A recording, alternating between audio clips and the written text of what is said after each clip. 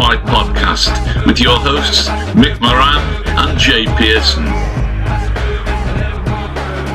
It's a Kopite podcast special for you right now, and I'm absolutely delighted to welcome a very special guest. First things first, he's a massive Liverpool fan. He's played nearly 200 games for Wigan Warriors, scoring over 60 tries. He won the Super League Young Player of the Year in 2015. He became a Super League Grand Final winner in 2016. In 2017, he put in a man of the match performance as he helped Wigan win the 2017 World Club Challenge, and in 2018 he won his second Super League Grand Final.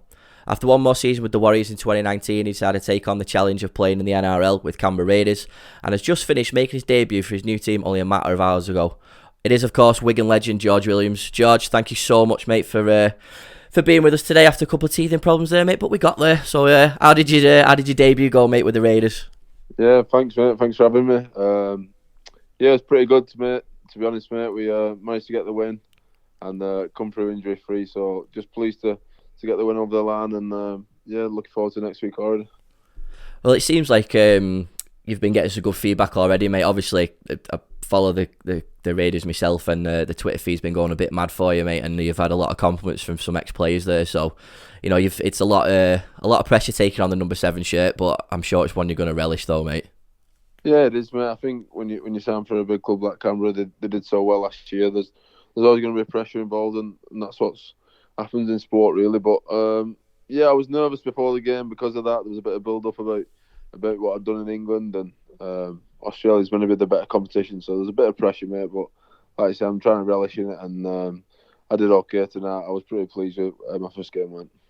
I think so, mate. Yeah, definitely. I was watching the game myself this morning, and yeah, for me, mate, you did really well. You did yourself proud, mate. But when we look at Canberra, how are you adjusting to life over in Australia? Yeah, it's good. I'm really enjoying it. My missus got here last week, so I had to wait 8 weeks for her to come. So I'm glad she's here now. But yeah, it's definitely different.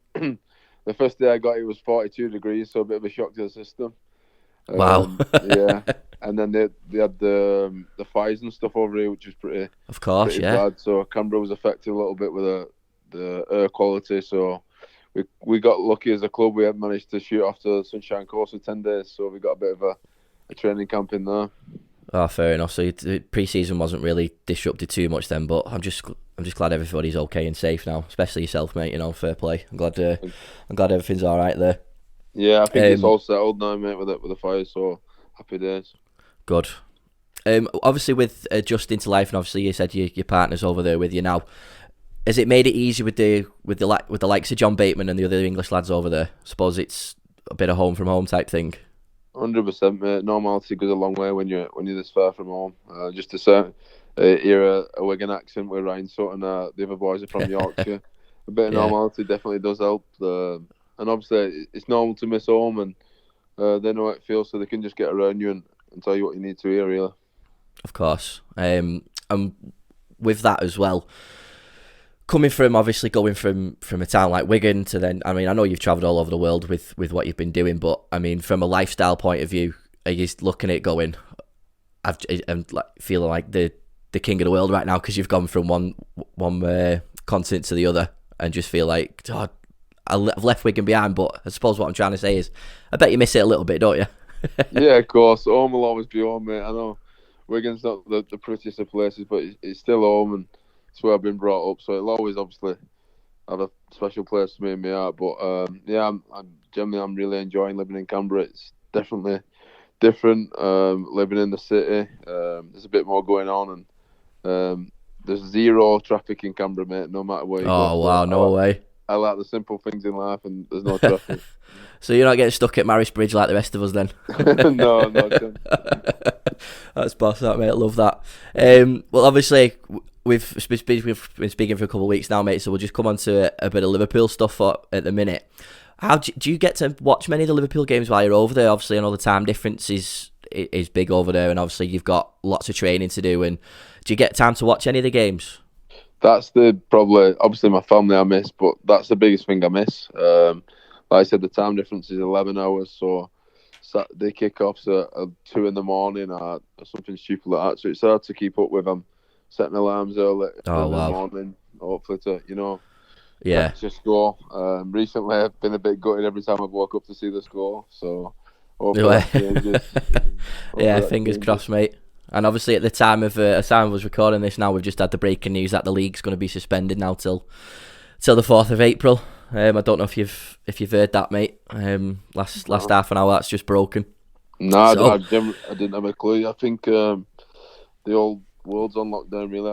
I didn't know if our game was going to go ahead. The Prime Minister from Australia, I think it's after Monday, they're on. Sports will be on lockdown as well here, so it's crazy. Yeah, they do saying on Friday Night Footy that they said that the Australian government said people more than 500 or less, obviously more than 500 are going to be banned. So at the end of the day, mate, health comes first, doesn't it? At the end of the day, but it's just one of them things. We've waited so long to win this league title as Liverpool fans, and we still can't get it. It sounds typical, mate. Like I said, it does. Health definitely does come first in the grand scheme of things, but. Yeah, it does. If Liverpool have to lift a trophy to an empty stadium, that will definitely hurt. Definitely, mate. Well, look, going back on your time as a Liverpool supporter, have you been a Liverpool supporter all your life? How did that start?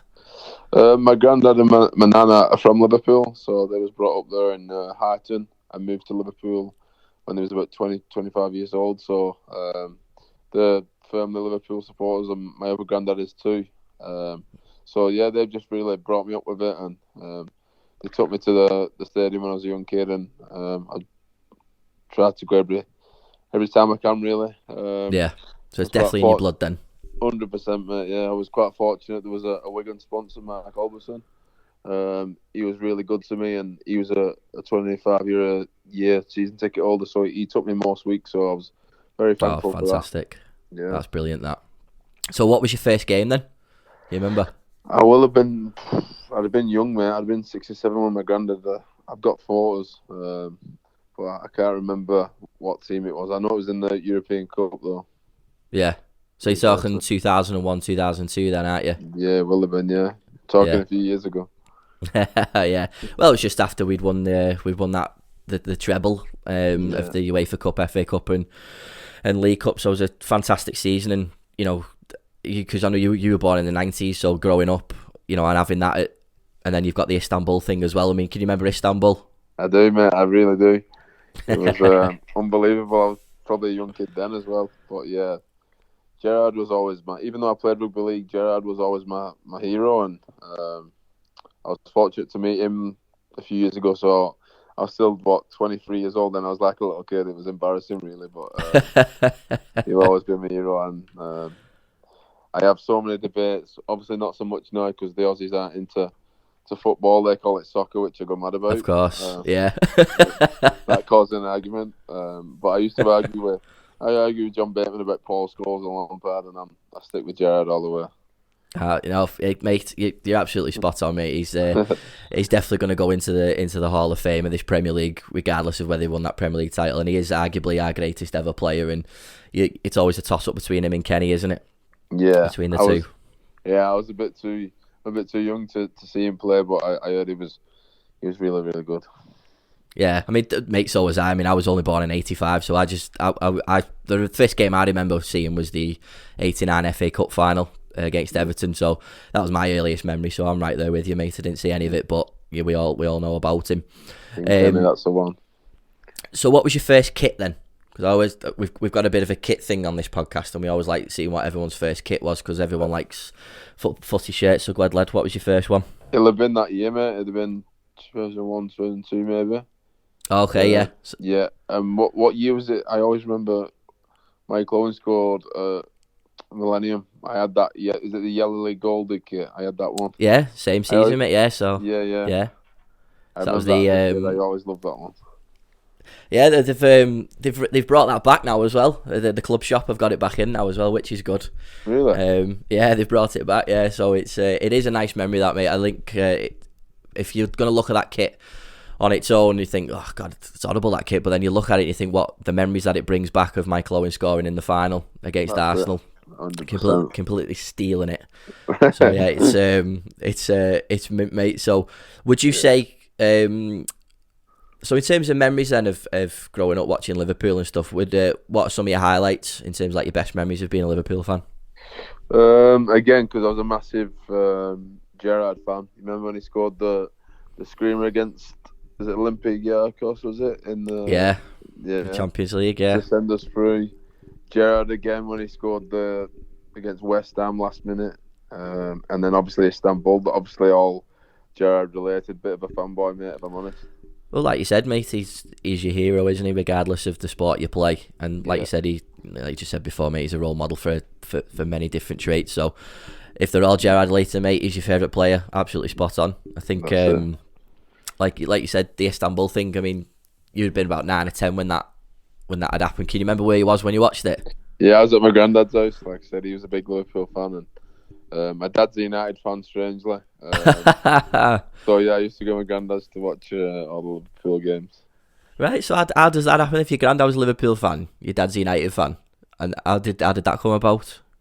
Did you ever find out? My dad was being a bit stubborn, to be honest, just to go against what my nan and granddad supported. But I generally don't know. It was easy for me to, obviously, straight away I love Liverpool, and I've never changed since. Fair play to you, mate. I'm glad you didn't get stuck in the stigma of growing up in the 90s where everyone supported Man United when they were winning everything. So fair play to you, mate. You've stuck by the club, haven't you, in the dark days? Yeah, that's it. No, they don't want to talk about it though. United. It's funny, isn't it? About football now, we're good. It's true. It's dead funny because when you look back over of Twitter over the last couple of years, you always see like Budgie and Gilly tweeting about United and tweeting about Liverpool, and they've all of a sudden gone quite quiet now. That's what I mean, mate. They was busy when they was good, but nowhere to be seen. I hope you've been giving them some stick. Yeah, but that's they just ignore me. They've nothing for me. WhatsApp messages on blue ticks, and they just go, your shit house. That's it. Brilliant. So obviously, if we bring it forward a little bit in terms of the here and now, we've come a long way over the past 10 years, and we did a decade review on the podcast, and used to talk about where we were in 2010 on the brink of administration, and FSG have taken us over. I mean, what was your feelings as being a Liverpool fan during those Hodgson days and the uptake of us being taken over? Yeah, they weren't great, mate, were they, to be honest? I was just hoping for the best, and I just think now where we're at as a club we've come on. It's unbelievable, really, from where we was at, like you said. Absolutely. So I'm just really pleased we're back to the proper club, and just back to winning ways. And I think this is the best team I've ever seen, anyway. As a Liverpool supporter, it's the best team I can remember. I love the Torres and Gerrard era, but the Suarez as well. But I just think this team as a whole is way better, mate, if I'm honest. What about you? You've summed it up perfectly there, George. It's the idea of every player from 1 to 11 is world class, or on the border of being world class. You do talk about the Torres and Gerrard here, but it was them two, wasn't it? That was the pinnacle. I mean, we had the spine with Reina and Carragher and Alonso, but you are right, mate. I agree with you. This is in my 35 years being on this planet, it is the best team I've seen, and we've got to relish it, haven't we? We really 100%, 100%. I know we spoke about it, but a lot of fans are onto them now at the moment, and with the run we've had, it was always, I think it was bound to happen in sport. It's hard to be that good for that long, and sometimes in sport it's hard to maintain, and I think the levels of they've been at has been fantastic for a long period of time. Personally, as a sportsman, to win, 20, 24, 25 or something like that. Yeah. One draw. It's not even. It's unheard of. Do you know what I mean? It's madness. Yeah. It is. And now we're getting stick because they've lost. I don't understand. It is. It's madness, isn't it? I think if a lot of us, it comes with age, because me and you have grown up without winning the league title and not, getting a trophy every single year. The people that are young now and are supporting the club properly and for the first time in a few years, and we are winning things, I think a lot of people are feeling a bit entitled, but they have no idea what we've all been through for the last 30 years, are they? So we've been it tough, haven't we? Absolutely, mate. But I just want to go back to what you just said earlier about being a sportsman and keeping up with those levels. Obviously, I mentioned at the beginning of the podcast when you won the Super League in 2016, there was a period for Wigan where it was grand final after grand final after grand final. Obviously, some we got over the line, some we didn't. But like you said, trying to maintain that over a couple of years it is tough, isn't it? When you've got comings and goings with certain teams. Yeah, mate, 100%. That's the hardest thing in sport. There's a lot of things you can't control, and injuries and decisions. So to win that many games, I know there's VAR now and stuff like that, but there's that many things that you can't really control. So to be winning that amount of games is honestly like unbelievable. I couldn't believe it really how well they've gone this year. But I think as a sportsman, winning is addictive. Once you win, you know how to win, and like I said, I've played in a few grand finals. I've been lucky enough to do that. Won a few and lost a few, so I know what it feels like. But I think Liverpool losing the Champions League gave them that bit of hunger. They knew what it was about. They came back the year after, won it, and obviously this year they've been flying again. So it is addictive, and I think the team looks like they've got that in them. Yeah, and I was going to say, did you get that feeling as well? Going into a grand final, losing, and then coming back the next year and winning. As a team and as a club. 100%, mate. My first two, 14 and 15, I lost. So then I went back in 16 and won. So I thought it was never going to happen. It was losing. It hurts more than anything, mate. Because you go the whole year, same as the Champions League or the Premier League. You go the whole year, and then you lose on the day. It is heartbreaking with all the hours that fans don't see. Like the players, they probably play the next day. They're in straight away, recovery day after train.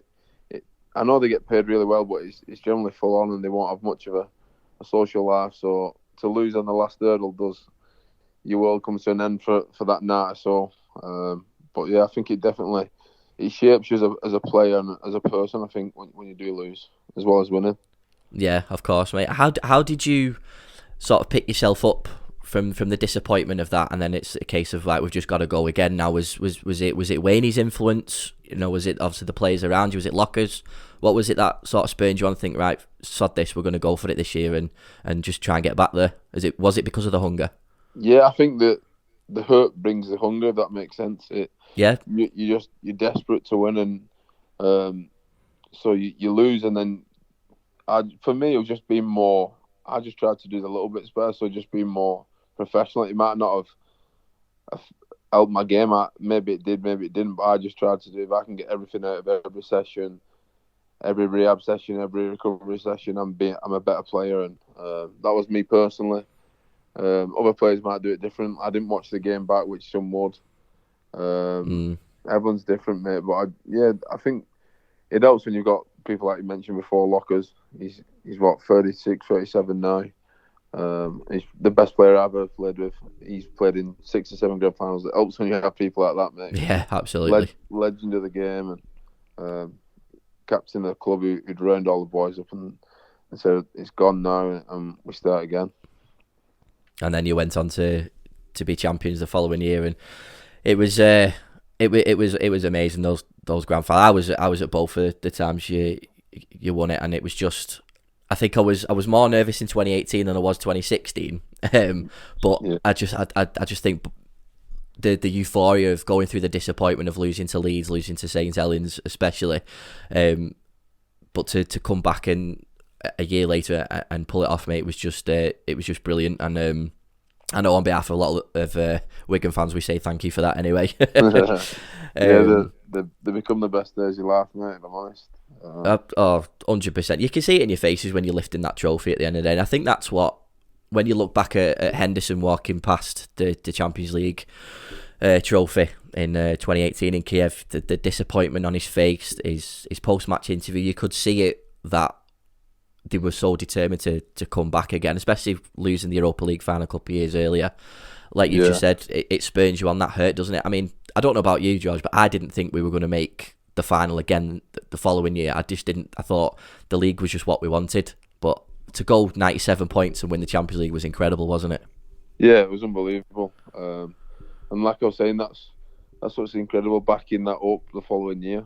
I had aspirations that they maybe even do it again this year, just with how well they've gone. Weren't to be, but if someone had told me at the start of the year that we're going to win, I know we've not won it yet, but pretty obvious we're in pole position to do that in the next few weeks. Or April now, isn't it? I keep forgetting. Yeah. It's just been set back. Only just. Yeah. So hopefully. Well, you'd have took it, wouldn't you, at the beginning of the season if that was always it, wasn't it? 1,000,000%. Yeah, that'd have been a no-brainer. I'd have ripped somebody's hand off if they told me that. Yeah, you're absolutely spot on, mate. I mean, we had one of the greatest seasons of our lives last year, and to get 97 points and push City all the way and still manage to get to a Champions League final, especially with the questions over our squad depth, it is a fantastic achievement. And I think not winning the Champions League, that could have been catastrophic for this season because we wouldn't have had a trophy. Yeah, 100%. I'm just buzzing. It's the first one, isn't it? And I'm just happy to be alive and well. And see it, yeah. Yeah. I know, it's true, mate. Speaking of winning the Champions League then, where did you watch the final?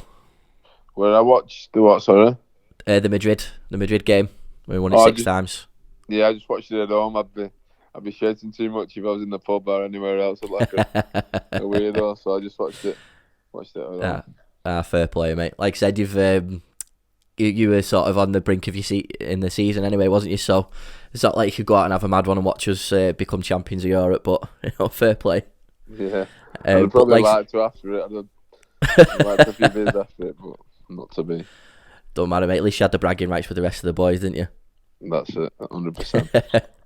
But when we look forward to this season, was you optimistic at the start of the season, knowing that we'd won the Champions League? Did you think we could overtake City? Did you think it was going to be as close as it was last year? I mean, I didn't think we'd be this far ahead. No, nowhere near, mate. I was just worried that obviously last year they were so good that they wouldn't be that good this year. Just like I said before, it's hard to maintain them levels. I just thought last year would have been our year to do the double, and but like I said, I've just been blown away with what they've done. I think City have obviously dropped points. I don't know if that's them. People are saying the league's weaker this year, but I think it's better that everyone beats everyone. Anyone can beat anyone on the day, kind of thing. Because last year, I just thought that the main teams like City, Liverpool just walked away with it, kind of thing. If that makes sense. No, yeah, it does. It does make sense. It's one of the questions that we've asked a couple of guests on the podcast. Now, I'll ask it you while we're at this junction. Would you rather win the league with 10 minutes to go in a Premier League season or 10 games to go? 10 games, 1,000,000%. No, to be fair, it'd be scored over in the last minute. It'd be sick, but I'd like to. I couldn't deal with the palpitations. My heart would be going 10 to the dozen if that happened. I agree with you, mate. Yeah, I mean, it was bad enough last season on the last game of the last day of the season when when Brighton went 1-0 up against City. No. I just thought that was it. I thought we didn't even go. Yeah, and that's the thing. You can't argue. But yeah, I think I'd rather have it this way in terms of like blitzing the league and knowing that we've got a massive gap. Just hopefully we can bloody finish the season. It's just so ironic, isn't it? I know. I know. The amount of near misses we've had. Me saying it's they're not even going to win it. They're going to cancel it. I'm not listening to it. No, it would be so typical, wouldn't it? After the unfortunate 13-14 season and 08-09, it would just be the most typical Liverpool thing. 100%. So in terms of sort of players who in the current squad, I mean, we talked about Sean O'Loughlin as a leader for yourself. I just wanted to get your thoughts on Jordan Henderson as a captain, because you didn't know I was going to ask you this question, but obviously we've spoke and you've said that Stevie was your favourite player, and obviously Henderson has replaced him as the captain. What do you feel the way Henderson is as a captain and as a player? Yeah, I think he's the man. I think he gets too much stick for what he does. He's always gives everything he's got. He always runs his blood to water, kind of thing. And I think I'd give it. I know he's injured. Is he back? Yeah. I know he's injured. Yeah, he's back. He this is what's annoying. I don't know who he's playing with. We're missing the time difference. Of course, mate. But I think he's up for Player of the Year, mate. I know. Yeah. I've seen a bit of it on Twitter, but I believe that since Fabinho got injured, he went to a next level, I thought. Yeah, he's spot on, mate. He is him it's basically a flip of a coin between him and Sadio Mane at the minute for Player of the Year. Yeah. And I agree with you, mate. Wholeheartedly deserves it for me. Either one of those two, I'll be happy. But I think for me, I just love for Hendo to get it for what you just said there, mate. The amount of stick he gets over the past 10 years, and he's really proven now that he is the missing piece of the puzzle sometimes. And I'm sure you remember a couple of years ago he was on the front cover of FIFA, wasn't he? And there's a big uproar about it. Yeah, everyone didn't know he got on there. Yeah, whereas now I buy that cover again just to go, look, he's a Premier League winner and a European Cup winner. What? 100%. But it was always going to be a tough job for him. Like I said, backing up from Stevie G, it's hard to replicate his, do you know what I mean, his achievements at Liverpool. But I think he's gone on to, well, if he wins the Premier League, he's done something Gerrard never did. So he's in the same regard, kind of thing. Good point. Good on him. It's a really, really good point, mate. And I think that's the thing about Sean O'Loughlin, isn't it? At the minute, you know, with when he finishes, it's the shoes that someone's got to step into is going to be massive. I know, like Faz has done a cracking job, and a couple of the other boys have done well with it anyway. But like you said, stepping into those shoes is going to be really difficult. I mean, as a captain, do you see similarities from Sean O'Loughlin with Gerrard or Lockers and Hendo? Is there, for you, do they have similar traits, or is it just like he's one way and he's the other?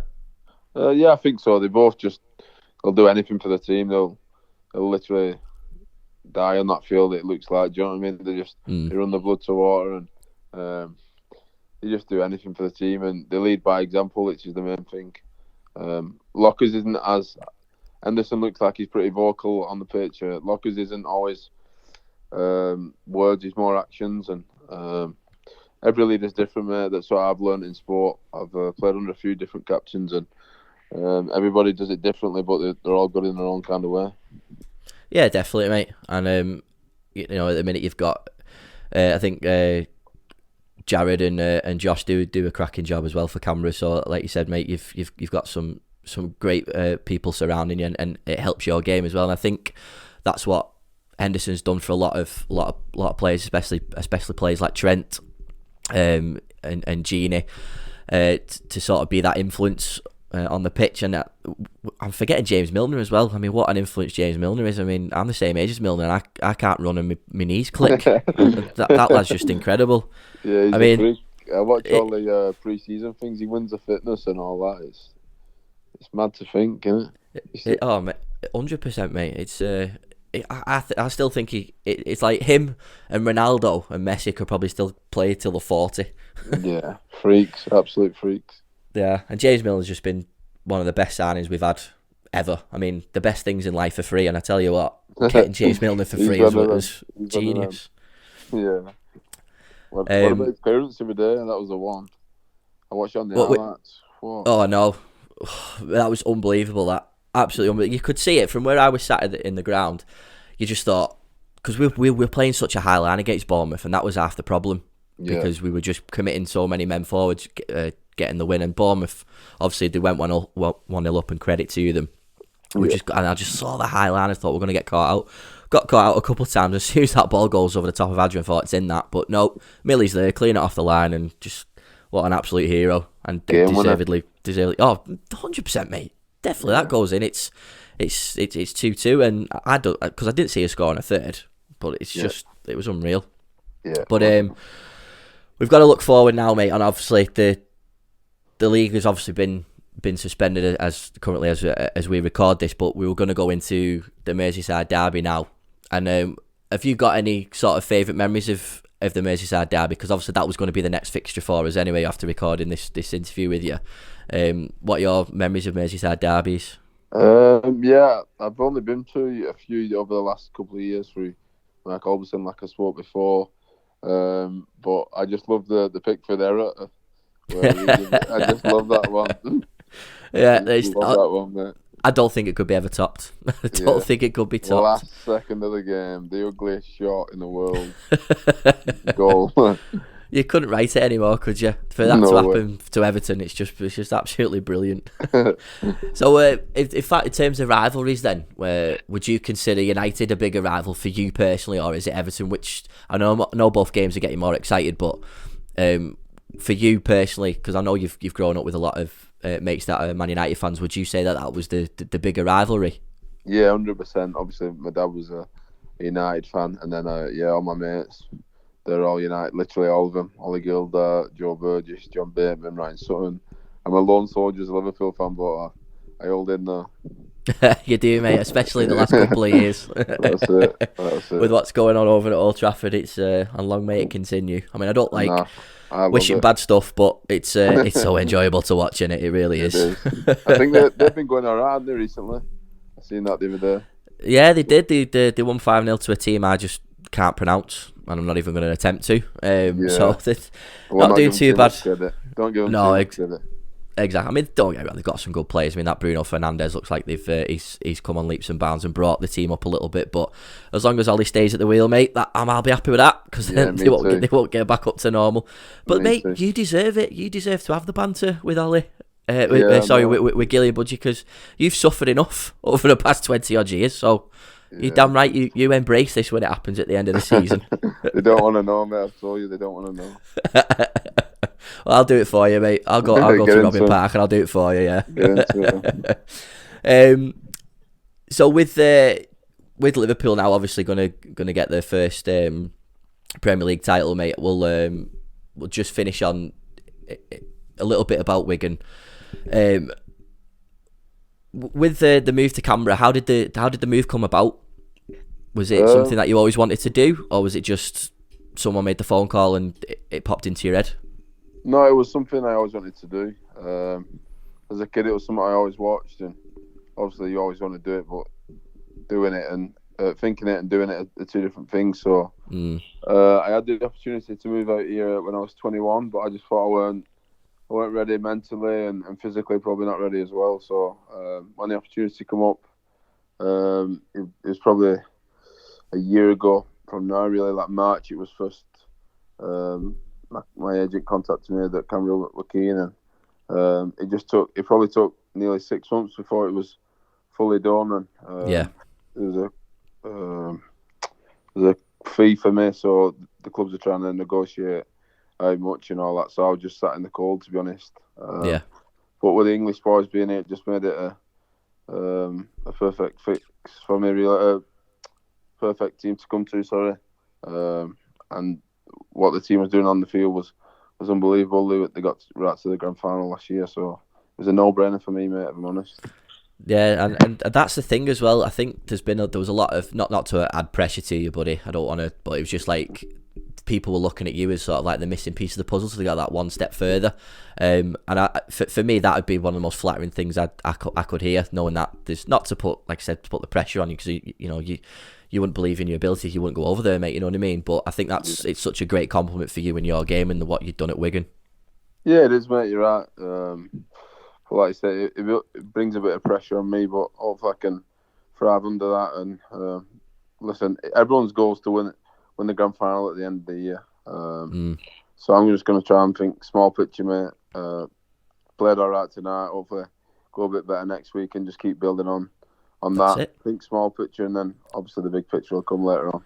Yeah, just take it game by game, and that's all you can do, mate, innit? That's all you can do. Don't get carried away. No, exactly. How did you, when you were sort of like deciding to go to the NRL, was it, I know you will always want to do it, but when there's a difference between always wanting to do it, then the opportunity's there and you think to yourself, right, I've got to leave all this behind. I've got my family, I've got the club I love, the club I've grown up with, I've got my partner. Was it a lot tougher than you thought it would be to make the decision to go? Yeah, it was, mate. Like I said, been at Wigan a long time. All my family live in Wigan. Mrs. from Wigan. So, it was hard to leave, but I just think it was the right time, like I said before, just for me in my career, just to go and test myself. Like I mentioned before, I've been lucky enough to achieve some good things at Wigan, and I just felt it just fitted perfect. I'm 25 now. I'm not old, but I feel like I can, come over here, and get a lot better in my game, learn from new players, new coaches. No disrespect to Wigan, but I just need a new challenge. And what a club to do that challenge at as well, mate. And I definitely think you'll go strength for strength in that league, mate. You really will. The other lads have done really well, and there's no doubt that you'll do it as well. And hopefully, you'll be back over here for the World Club Challenge against the Warriors. That'd be some game to come back to, mate, wouldn't it? Oh, I imagine that it would be. In terms of that, actually, do you get to come back? Obviously, the season's just started, so have you got plans to? Do you get time to come back to see your family and stuff like that? Is that happening? Is that it now? You won't be back till obviously the off season. Yeah, no, I won't be back till. Well, there's a England are playing against the Aussies in England at the end of the year, so hopefully, like I said, that's big picture. Hopefully, I can put in some decent performances, get picked for that, and then I'll come back to England for my off season. Yes.